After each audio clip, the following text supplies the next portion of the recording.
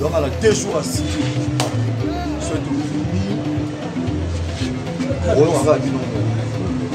Donc on a live de zone qui on va faire. Il y a aussi le monde entier. C'est nos live. Bon.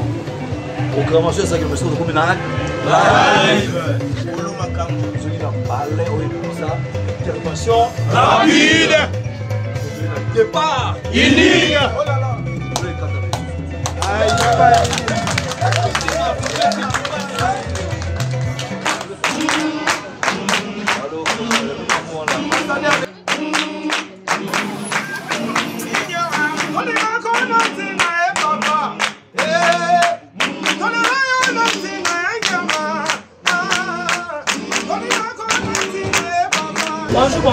Bonjour.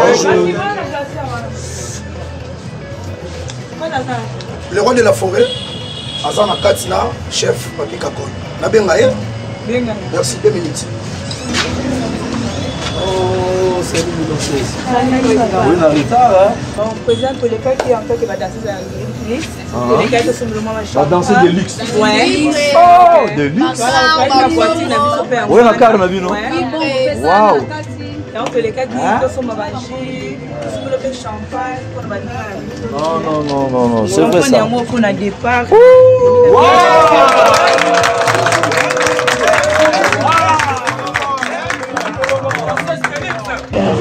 Orchestre parce que toujours fêté déjà départ unique. Oh, oui, va danser, oui, va misser, va.